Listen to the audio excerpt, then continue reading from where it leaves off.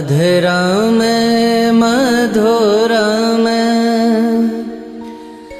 वदना में मधुरा में नयना में मधुरा में हसित में मधुरा में अधरा में मधुरा में वदना में मधुरा में अधरा में मधुरा में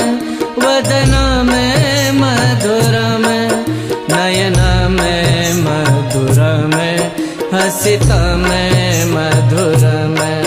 नयना में मधुरा में हसिता में मधुरा में हृदय में मधुरा में गमना में मधुरा में हृदय में मधुरा में गमना में मधुरा में मधुराधिपति रखिल में मधुरा में मधुराधिपति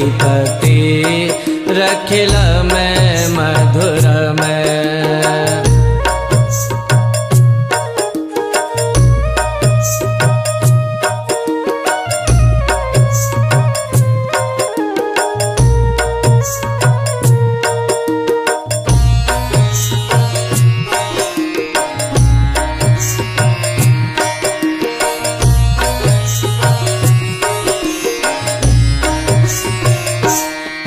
वसनं मधुरं चरितं मधुरं वसनं मधुरं चरितं मधुरं वचनं मधुरं बलितं मधुरं वचनं मधुरं बलितं मधुरं चलिता में मधुरा में भ्रमता में मधुरा में चलिता में मधुरा में भ्रमिता में मधुरा में मधुराधिपति रखिल में मधुरा में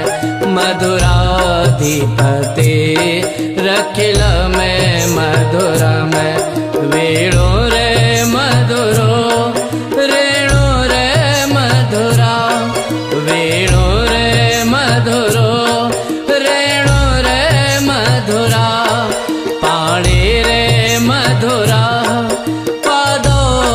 मधुरो पाणी रे मधुरा पादो मधुरो नृत्य में मधुरा में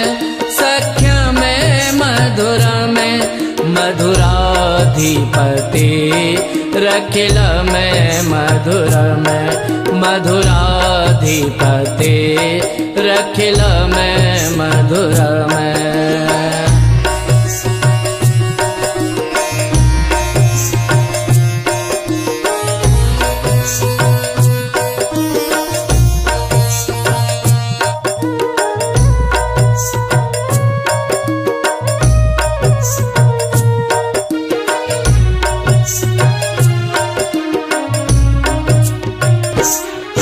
गीतं मधुरं पीतं मधुरं गीतं मधुरं पीतं मधुरं भुक्तं मधुरं सुप्तं मधुरं भुक्तं मधुरं सुप्तं मधुरं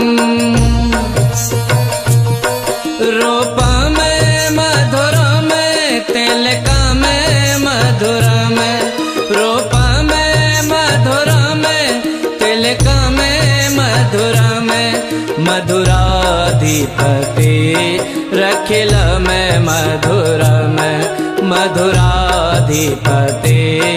रखिल में मधुरा में कर्ण में मधुरा में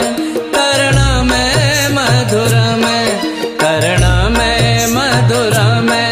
कर्ण में मधुरा में हरण में मधुरा में रमण में मधुरा में हरण में मधुरा में रमण में मधुरा में वमित में मधुरा में समित में मधुरा में मधुराधिपति रखिल में मधुरा में मधुराधिपति रखिल मैं मधुरा में।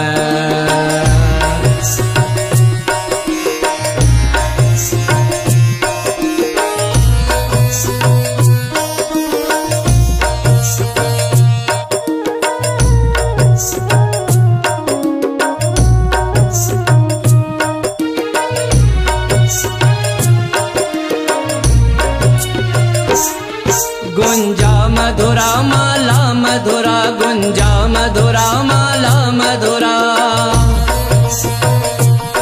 यमुना मधुरा वीची मधुरा, यमुना मधुरा वीची मधुरा, सलिला में मधुरा में, कमला में मधुरा में,